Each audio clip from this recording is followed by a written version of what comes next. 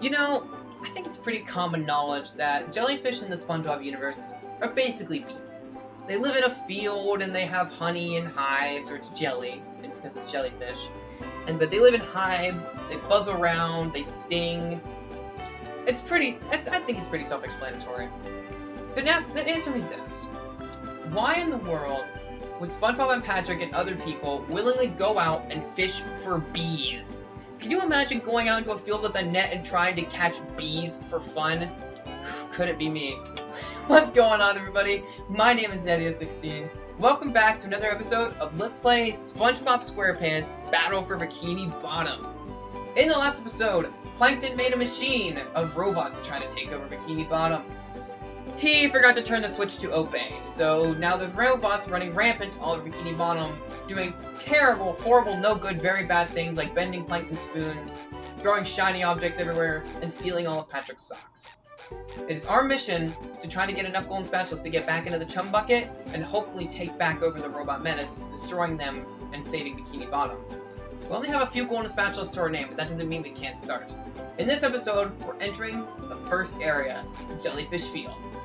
I don't see anything else to do. Let's jump right in.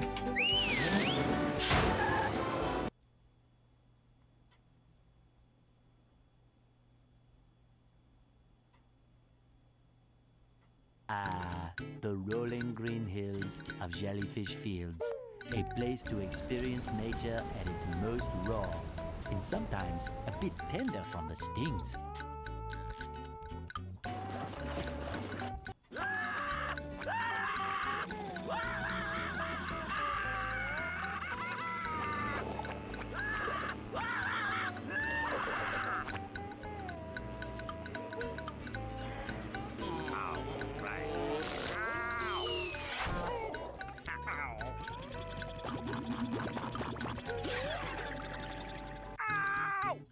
Squidward, are you okay? No, I'm not okay, you barnacle head. Do I look like I'm okay? Well, your nose does look pretty big. I mean, bigger than usual because it's usually pretty big. And you look clammy. And oh my gosh, you're bald! I've always been bald, but now I'm stung all over. Well, according to the Jellyfisher Field Manual, severe jellyfish stings can be treated effectively by applying a thick layer of King Jellyfish jelly to the affected areas. King Jellyfish? Well, I guess you're off to scale Sport Mountain and die a horrible death under the vicious tentacles of King Jellyfish. I'll stay here, balled up here in excruciating pain. You do that! Don't worry, Squidward. I'll bring back that King Jellyfish jelly for you to rub all over yourself. I'd just like to further cement how funny it is that they couldn't get Clancy Brown because they wouldn't pay him enough, because it's obvious that they got the full talents of all the other voice actors. We've already heard Bill Fagerbaik. Obviously, Tom Kenny is great as always. It's weird. Anyway, right here, new enemy, Fodder, our first actual robot, our first aggressive enemy. He barely even got a chance to be explained because I hit him too quickly, but he basically charges at you. We'll see more up here. Basically charges at you, has a very weak, very short range attack. You can outrun him if you're quick enough. And yeah, if he hits you, you take 1 damage. He just gets hit once, launches, gives you 5 shiny objects. Not that big of a deal. Alright, this is our first level, basically, in this game. As you can see, it's fairly linear. It's basically one path, but there is some room for exploration, as we'll see later. This is the teleport box. This is basically a fast travel, but we'll get to that and how that works later, because I haven't opened the other one yet. That's obviously a reference to the Idiot Box episode of SpongeBob, one of my personal favorites when I was a kid. So here's more fodder. You can actually outrun them, as you can see, and if you outrun them and get out of their AoE, then they stop attacking you. So they're very weak, because of your ranged attack. As soon as I say they're weak, I get hit by one, of course. Sheesh. They're very weak. You can just hit them once, and because of your circular attack, you can hit them from anywhere, and they only need to get hit once, and they'll fly away, like I said. They're not a threat at all, really. So I'm committing mass genocide upon the jellyfish population. These trees here, I keep thinking to be flowers, act as trampolines for some reason. It's kind of weird. Down at the bottom, you might see that we're getting combos by destroying tikis. Combos act as multipliers for shiny objects when you destroy multiple tikis at once. So the more tikis you destroy at once, the more combos you get. And obviously, like I said, combos act as multipliers. 3 or more, you get a combo. 4 or more, you get a super combo. Then you get a mega combo. Then a super mega combo. Then a super mega monster combo. And then a super ultra mega monster combo. Super ultra, super ultra mega. Coming down here, there's a sock. So you want to come down here very first thing. You can look down there and see a shiny object. However, you probably shouldn't jump there. You actually can't get that shiny object if you glitch the game, but we're not glitching the game because it's supposed to be a 100% legitimate walkthrough. I almost failed that jump. We're not going to talk about it. That's a clan. We'll talk about that momentarily. You can also platform on tikis. I don't know, I've been showing it, but I don't know if I ever actually explicitly stated it, but any tikis, whether they're floating or not, these are floating tikis. And the other ones are just regular tikis, the round ones. You can platform on them. They're kind of hard too because their hitboxes are kind of weird sometimes, but oh well. Clans basically act as toll booths. You pay them certain amounts of shiny objects depending on the area, and they'll activate certain areas and open objectives for you. Pretty simple. Let's walk across this bridge. Checkpoints. If we were to ever die, we would respawn here. Very simple.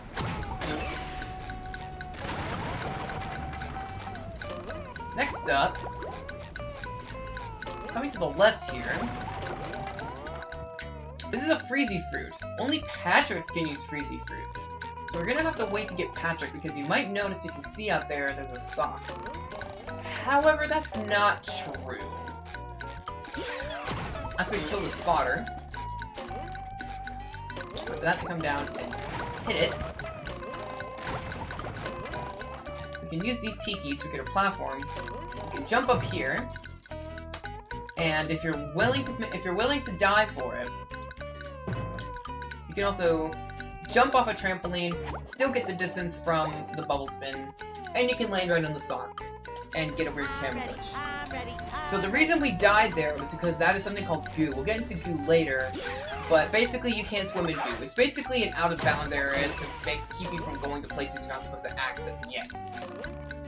There really isn't any reason you shouldn't go ahead and do that trick unless you're going for a no-death run, but even if you are, there isn't really any reason to because there's no penalty for dying. We didn't lose anything, our progress was respawned back at checkpoints, whether the stand-up sign checkpoints or in-level trigger checkpoints, because there are certain parts of the level that aren't checkpoints specifically, but act as level checkpoints to activate certain triggers like enemies spawning and certain events happening.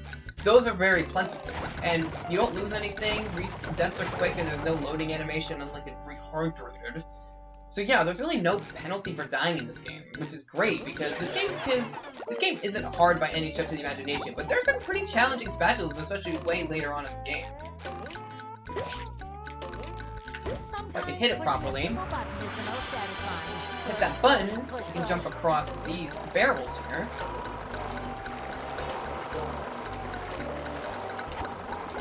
Remember to use your bubble spin to platform easier, get a sock, and our first purple shiny object. I didn't get the rest of those. I'm gonna get those because I want shiny objects. Shiny objects are very important because spatulas in a lot of areas are locked behind shiny objects. You're going to need to collect as many as you possibly can because you're gonna need a lot of them. Just trust me, you're gonna need a lot of them. There's actually 100 shiny objects over here because there's 5 purples, or 5 blues and a purple. Going up here,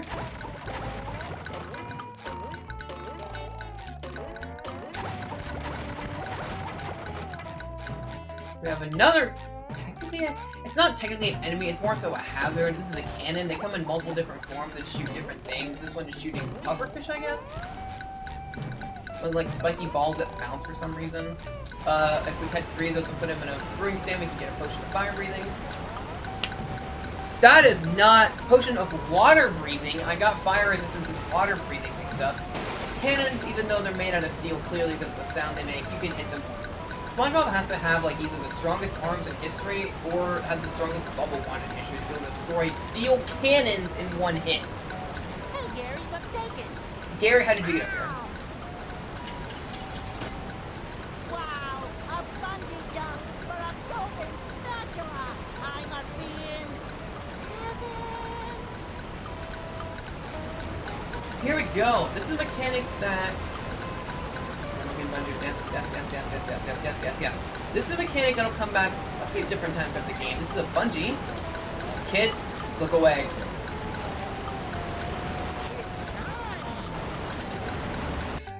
I missed the bungee cord. Yes, kids, look away. The humanity Spongebob is dead. Alright. That's the death animation. We have Hans the hand pulling you out and picking you back in. As you can see, level checkpoint. I spawned up here even though I died down there. Level checkpoints are super plentiful. And again, it was quick and I didn't lose anything. There's no penalty for dying in this game. Which is great because that opens up room for exploration and trying different things and trying to beat this game as fast as possible. Anyway, the risque we're seeing his butt! Okay. What it was explaining to us with that sign that I skipped was that you can press A to dive down and B to jump back up, but what we really need to know is that this golden spatula.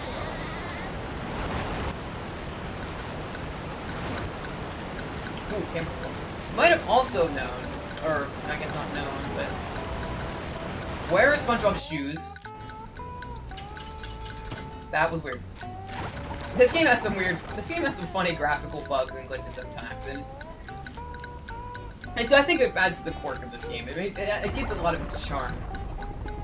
Also, apparently SpongeBob has terraforming abilities because just from hitting that button. Actually, no, SpongeBob doesn't have terraforming abilities. The robots have apparently terraforming abilities that I had no idea because they can lock platforms of ground behind buttons. Also, if Jellyfish Fields is a tourist attraction apparently for jellyfishes, why do they have actual legitimate platforming and rock climbing here? Who designed this place? What terraformer? Whatever. Otherwise...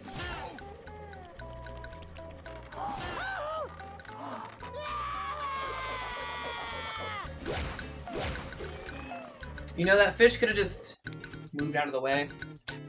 We're not going to get an introduction in this guy, so I'll do it myself. This up here is Hammer. I'm getting really good at killing these enemies before I have a chance to explain them. Alright, Hammer, basically, you can also outrun it, and if you get out of its range, it'll de-aggro. Hammer is also passive aggro. Hammer swings straight down at a short range. However, his hitbox or when he hits the hammer is very, very finicky, and you'll often find yourself getting hit by these way more than you expect you would, and they can be pretty annoying sometimes.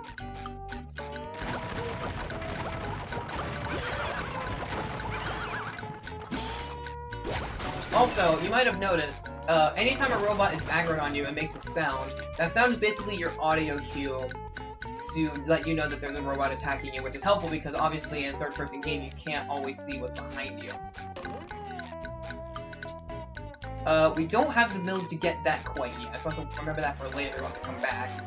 And we can go up there to Jellyfish Rock, but I'm gonna do it the normal way, and I'll show you how to get up there the legit way. Or I'll show you how to get up there the speedy way if you want that information. Yeah, the hammer is really, really finicky on its hitbox, and like I said, you'll often find yourself getting hit by it more than you think you will, so just be wary about that. You might also notice, this game is one of those games where the main character makes a lot of sounds, and says a lot of comments and things while going through in the level and doing different actions. I think it's fine in this game, it's not too overbearing like in something like Bubsy 3D and whatnot. And most of the lines are pretty funny and are pretty relevant to whatever happened. Like, he'll have special lines if you hit a robot, or hit a button, click socks, shiny objects, die. There's all different kinds of different ones. I'm not going to point out every single one, but you can listen for them. We've already seen this. This is goo. We cannot swim in the goo. If we touch it, we bounce back out. However, you bounce back out to the nearest platform. Also, robots can't swim in the goo either because we just attracted the hammer to drown, I guess. Normally, if we touch a goo, we bounce back off to the last. We bounce back up and land at the last platform we're standing on. However, if you jump out into goo where there isn't a platform nearby that you can bounce back to, then you will instantly drown. And also, if you do it too many times in a row, you will drown. You could wait about 3 or 4 seconds in between each one and not drown. Also, I'm fairly certain I just made another hammer drown, so that's cool. but if you keep doing it over and over again, then you will journey. It's actually a fairly quick way of resetting your spawn point if you need to get back somewhere, or if you just need to die for whatever reason, you can just drown and do it. It's very quick. Hammer, you need to leave, please. Flung robots have active hitboxes. I didn't get to show it off later, but you can actually hit flotters into hammers and hammers into other robots and vice versa. Coming over here now, we have more trees or flowers. I think they're supposed to be trees. Trampolines. We have more trampolines here. Don't miss this because you'll fall down there and it's a pain to get back up here. Otherwise, this is Jellyfish Rock. Come up here, and there's a sock. And this is actually the floating bungee thing that the bungee cord was on. You can do the waterfall as well. It's kind of weird that you think that the robots might have actually done this. Also, this is not solid, so I'm trying to jump to it. But it's weird that you think the robots somehow engineered this to where this is there. Well, maybe that's just like a popular bungee jumping spot in Jellyfish Fields, and that's just there, I guess. However, you don't have to do it that way. When you come down here for the first time, excuse me, when you come down here for the first time and you're going through here, you can jump up this rock right here, basically stand where this point is, weird momentum, stand where this point is and jump straight forward and bubble spin, and you can jump up the side of the rock and get the sock that way, take this trampoline that has way more momentum than the other ones for some reason, and launch you straight back, and you're back here. If you don't want to go through the full way, you can do that and get that sock just the same. This is the teleport box that took us back. Area before. Now it's open. This is a Duplicatotron 3000. It will infinitely spawn new robots up to the maximum of the area. Different areas with these robots have a max. This area's max is 3, but as you can see, once I kill the robots, it will infinitely spawn new ones up to the max of that area, like I already said. The little black balls that it spits out are harmful, so don't get hit by those. You can destroy it by either hitting a robot, like I said, or hitting it with your bubble spin, and it explodes when you kill it, so be wary about that. Don't stand too close to it. Hit that button and lower the gate. And it's one spatula. We only got one golden spatula this episode. Despite that, I think we're gonna go ahead and end it off here. We had a pretty productive episode. We met some new enemies, met some new things. Let me try that. We had a pretty productive episode. We got through quite a bit of Jellyfish Fields. We got some socks, got some shiny objects, met some new foes, and we're gonna go help a friend. Next time on Let's Play Spongebob Battle from Bikini Bottom, we're going to go through this gate up here and see what's next. See you guys then.